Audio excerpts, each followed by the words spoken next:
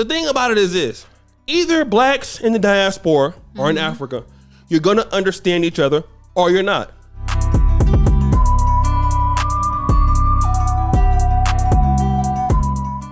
What's good, Kinganda? It's your boy O'Shea Duke Jackson, back at it again on the Repat podcast. And guys, you know we talk about everything involving returning to Africa, picking the right African country for you. We also talk about big time controversial issues here. My name is O'Shea Duke Jackson. I'm here with my lovely co-host. Yeah, the name is Janita Maya, presenter with Kinganda, manager for Kinganda, and I also do consultations. People want to relocate to Uganda on the side. $50 an hour if you're rich. That's so low. It's cheap. It's cheap. Only, in Africa. Only $50 an hour. So guys, again, I've been doing some shows here, reaction videos to brother Tariq Nasheed, who is either he's really polarizing. You really like him or you really hate him. We've heard about him with the Hidden Colors series. He raised close to $2 million for the Hidden History Museum for African Americans. That's an ongoing project. But what Tariq Nasheed has been pointing out the last few years is this sort of animosity that Africans I don't feel that when I'm here. Yeah. Like in Africa, people don't really, they don't have attitudes towards African Americans. But that it does exist in America. I know you haven't been to America before. I will be to America. Hopefully I will not be there. Yeah. So, and then, obviously there's a big back and forth between Africans on Twitter. Yeah. And Tariq Nasheed.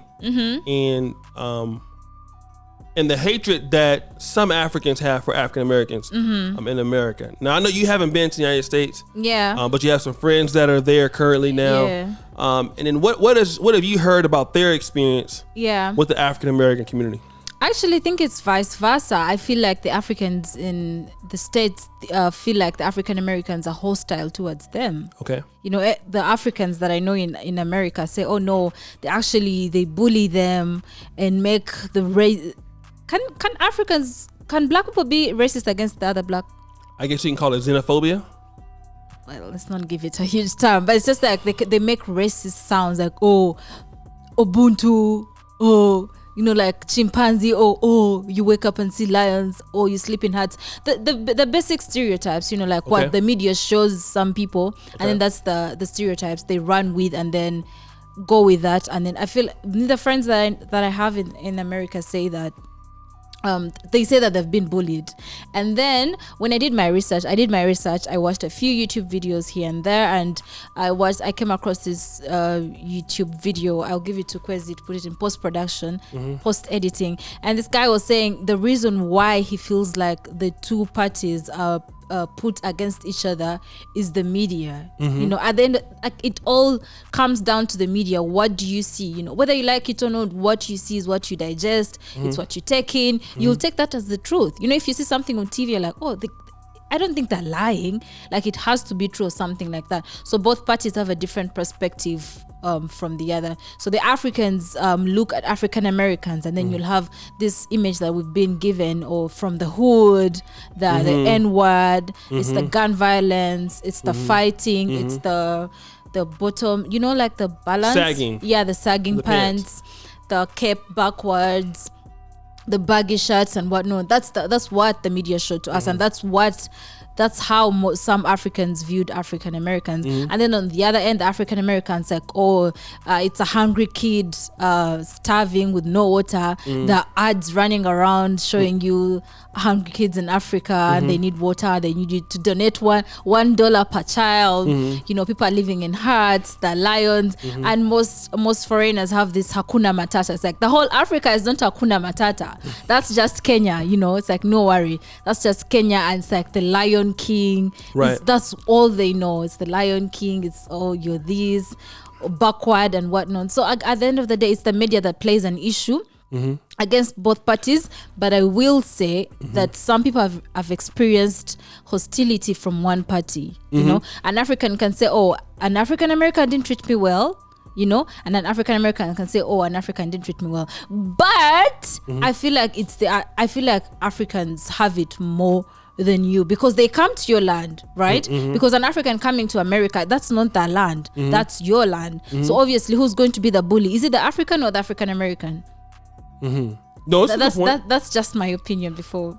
So it's a fair point. Now, obviously, there's many more African Americans than there are Africans. So it would make sense because, there's, me looking at this, I never really, let me kind of go back. Yeah. When I was coming up and we had like Africans, I had a homeboy.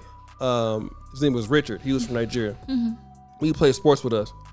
But they really didn't look at him like, all right, we knew that his parents was different than us, but he talked like we did.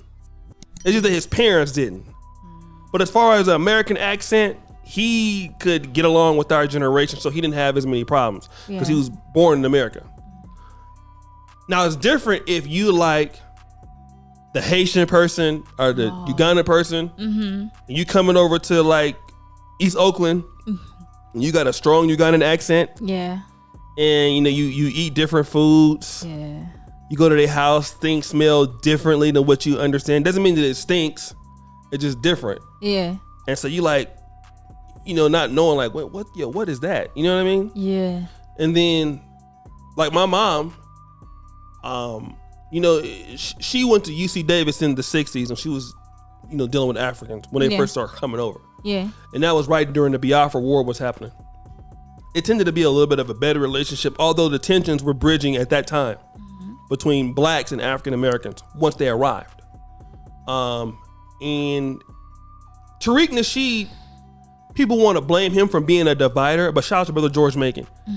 I know Tariq Nasheed and his roasting and his commentary gets a lot of views, but he is really not the issue here. This has been going on. I was at Howard University and you would have African Americans on that side and the Trinidadians on that side and the Africans on that side. Yeah. And to the point where you would get a lady to have a full ride scholarship from Trinidad and Tobago and her parents would tell her, do not bring me home an African American dude. You cannot date those people. These are not our people. Yeah. So I was looking at myself like, really? Like, you want a scholarship to our university, but your parents are telling you not to date us? And so, but I want to kind of break that down. So, making fun of Africans, yes. Yes. It happens. It does. Them talking shit about us, it happens. But I'm going to tell you why it hurts more when they do it now. Because they actually become, on average, more successful than we do. That's where it happens. I'm going to kind of break that down. So now when they're talking shit, they're not talking shit as the poor immigrants now. They're talking shit as your boss. They talking shit as the top surgeon in Cedars-Sinai Hospital. They're talking shit as their own trucking company. So they're the best performing group. Now they can say, okay, you talk shit about me. Look at you now. Look at me. You Negroes ain't shit. What have y'all done in the last 30, 40 years? Y'all been here this whole time. And look at what we've achieved in 50 years. Y'all been here for 400 years and ain't did shit. But let me break that down. Okay? Break this down. African Americans, when I came to Uganda, I heard that there are a lot of problems here, but I've really not been affected so much by them. And the reason is that I didn't grow up in this system. I didn't grow up in this system. I don't understand. I don't have nobody that's looking out for me. Yeah. I don't speak Luganda.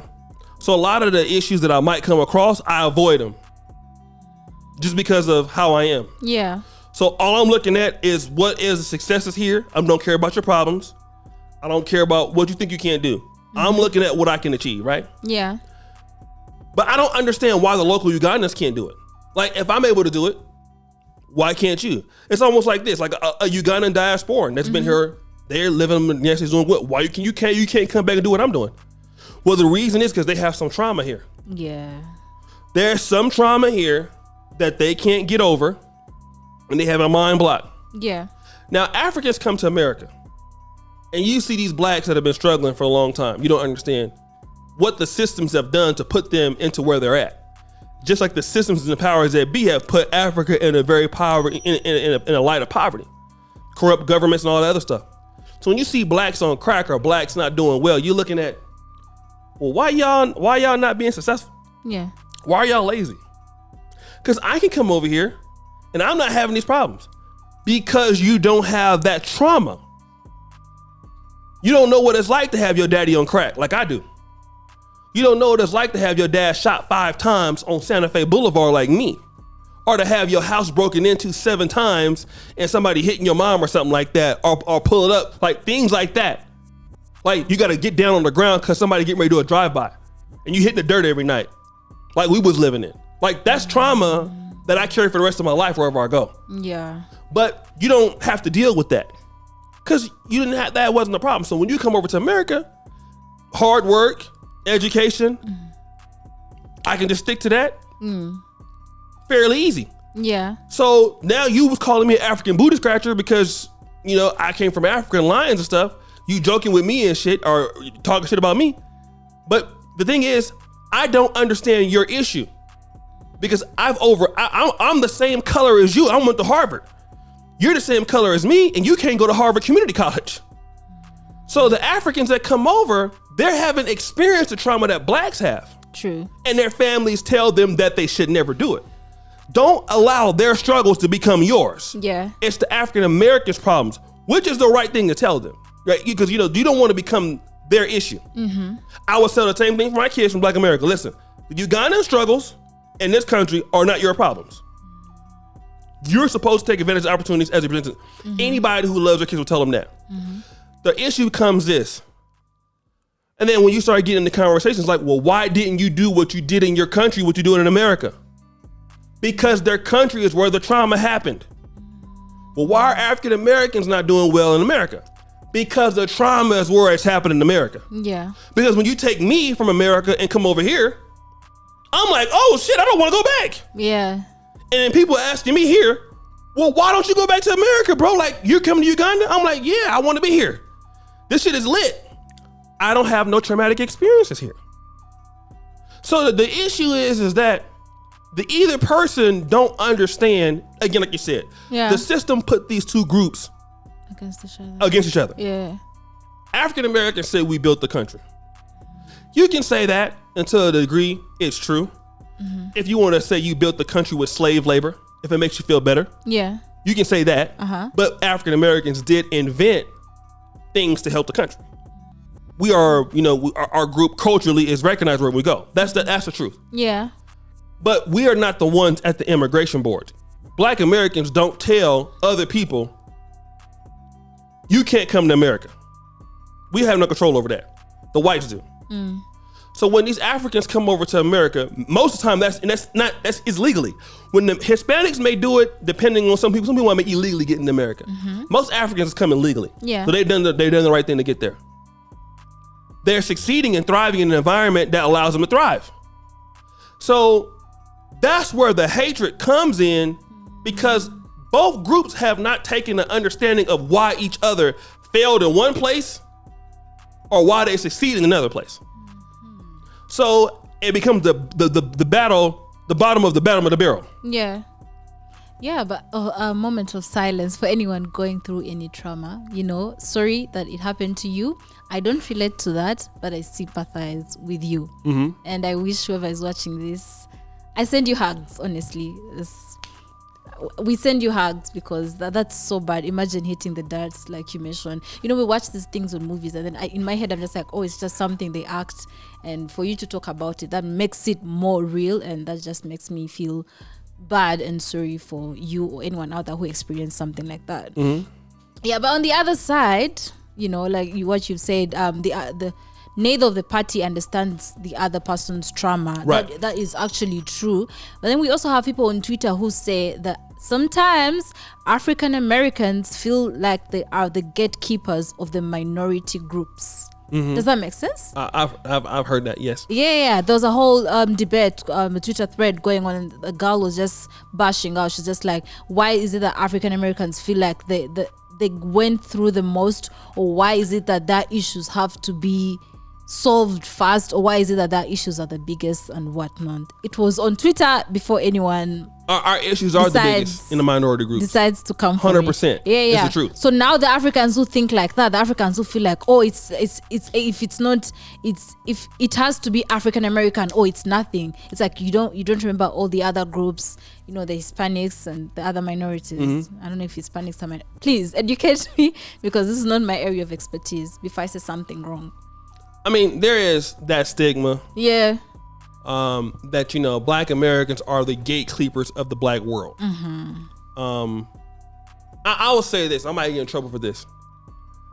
This is Africa, right? Yeah. When Nigerians come in the room, yeah, we all understand. Yeah. Nigerians are the gatekeepers of Africa. That's this. I've been to many countries. Mm-hmm. When Nigerians come through, all the girls are like, you know what I mean? Yeah, Nigerians have a strong personality. It's like they want something and they go for it. And it's just like, okay. Yeah. But don't take this the wrong way. Uh-huh.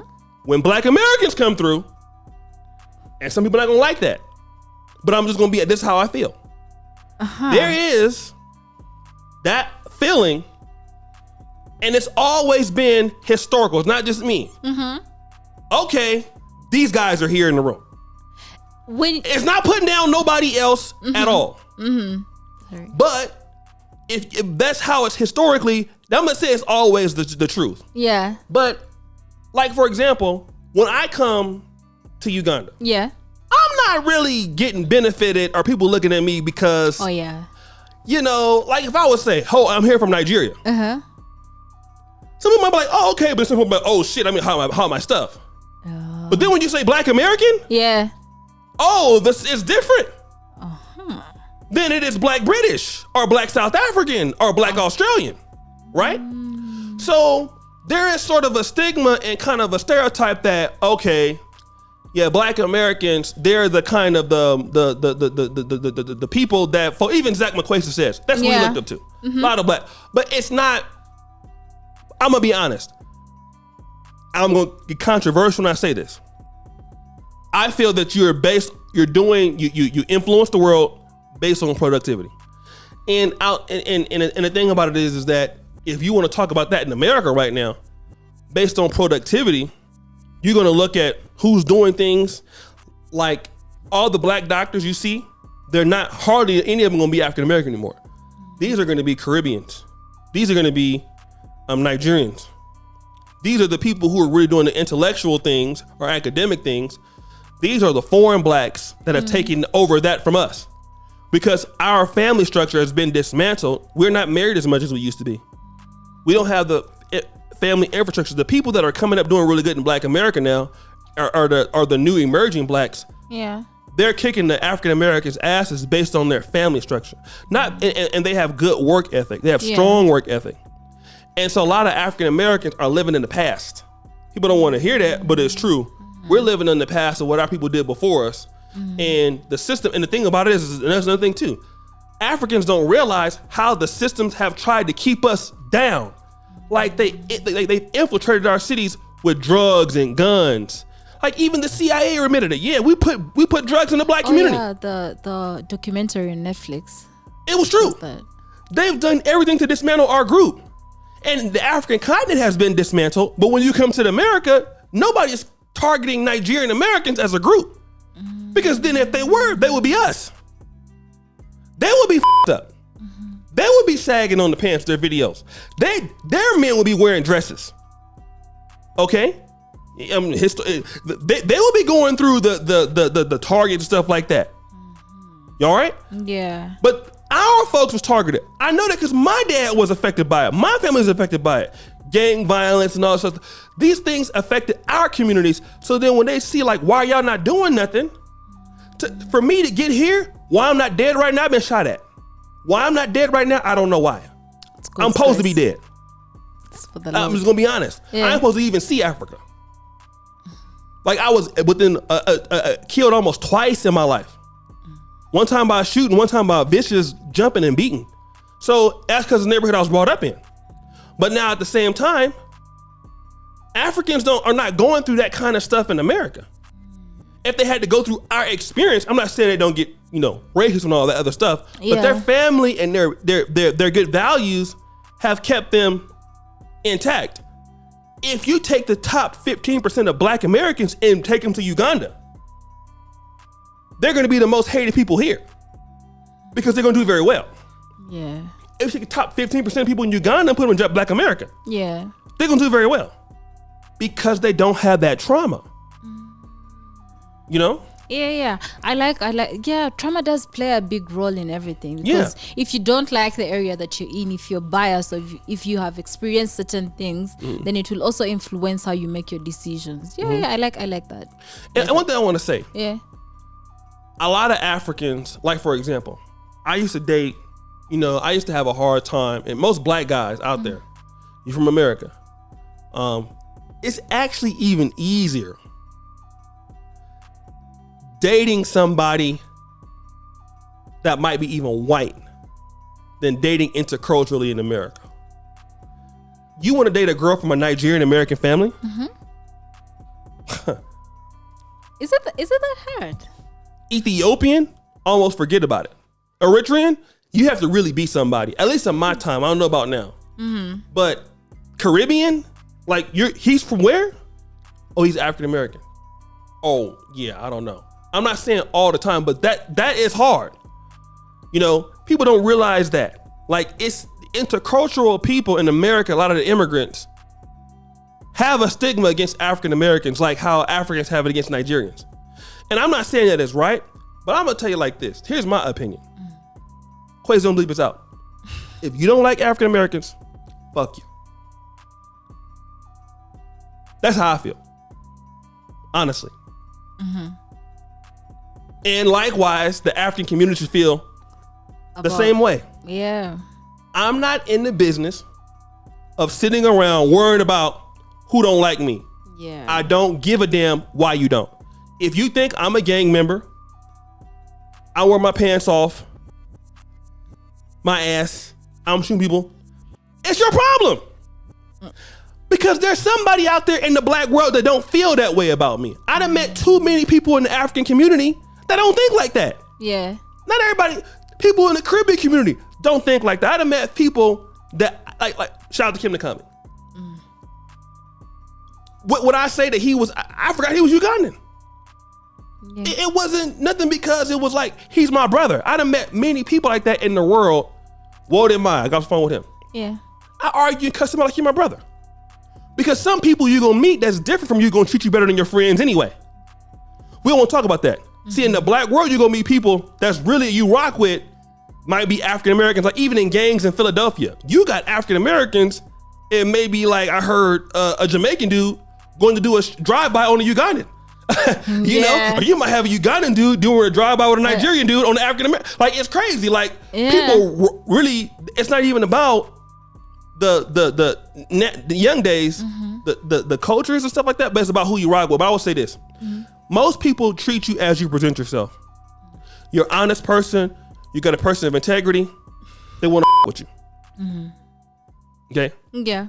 If they don't, then it's not my problem. Yeah. What you got to say? At the end of the day, when there's a saying that says, when two lions fight, it's the grass that suffers. So there's literally no need for both parties to be put against each other. There's no need for both parties to fight each other, or there's no need for both parties to hate on each other. Because at the end of the day, you're just Black wherever you go. You could be African and African American, but you'll be seen as Black at the end of the day, you know? So there's just no need for all I know. division. I mean, like when I'm in Poland, right? Yeah. So in Poland, there's no way to... Now, if you talk to me, Polish people, they kind of don't know the difference between an American accent. Yeah. Some people don't. If they went to America, they know. Or African accent. But if you look at a bunch of us walking down the street, all they know... You're Black. There's 6 African dudes. Oh, they know they are. Over there. Oh, they call everyone Black African. Yeah. 6 Black dudes. None of them we want with our daughter. Okay? None of them. I don't care if you're from Zimbabwe, he from Uganda, Trinidad. We don't want none of them with our daughter. Please don't bring none of them home. Black American, yeah, he's a little bit from America. That's fine. Him neither. All of them. They don't need to be here. So I'm getting looked at just like them. When a white racist drive by, he don't say, they can say Murjan, or that which means dark, or they says other words that's racist. He don't say Zimbabwean, you. You're an N-word, and then you the other guy, you from America, you cool. They don't say that. All of y'all get the finger, right? Everybody. Yep. So the thing about it is this: either blacks in the diaspora or in Africa, you're gonna understand each other, or you're not. If you don't, get the out my face. I don't care. Okay, that's just my personality. I just don't give a shit. If you don't like African Americans, or if you don't like Africans, go tell somebody else. All right, I like them. I'm a little bit more, obviously, as anybody, gonna be more biased towards African Americans in certain things because I understand my people, right? But that don't mean that I'm not gonna be fair, or I'm not gonna call the shit down the line, because I am an African American first and foremost, right? That's those who I come around. Yeah. But at the end of the day, the hatred on both sides, and again, it's not as strong as some of like the Nigerian against the, like the Hausa and Yoruba. Those beefs actually people actually die. Yeah. So this was the African American and the diaspora. Ain't nobody died yet over it. Yeah. Because we know, like in Rwanda, there was a civil war where 1 million people died in like a month. Yeah. Genocide. And there was a Bush war here in Uganda where it was cracking for like 6 years. So we don't have those kind of problems. Yeah. So at least they can be solved. But this is not understanding one another. And if you're gonna work with the diasporian community, you're gonna have to have patience. Yeah. You have to have patience. If you don't want to have patience, just stick with your group. Yeah. Which most people who say I want to stick with my tribe, you don't do nothing over there. That goes for anybody in the black world. Yeah. Team, hashtag, whatever you want to do, whatever. Yeah. You're just gonna be over there talking shit about somebody else, not doing nothing. That's cool too. Yeah. Just leave me out of it. Yeah, but do tell us what you think in the comment section. We love to hear what you have to tell us, and follow us on all our social media pages: Kenya Nation Instagram, Kenya Nation Facebook, Kenya Nation Twitter. Please like this video and subscribe to our YouTube channel. Bye.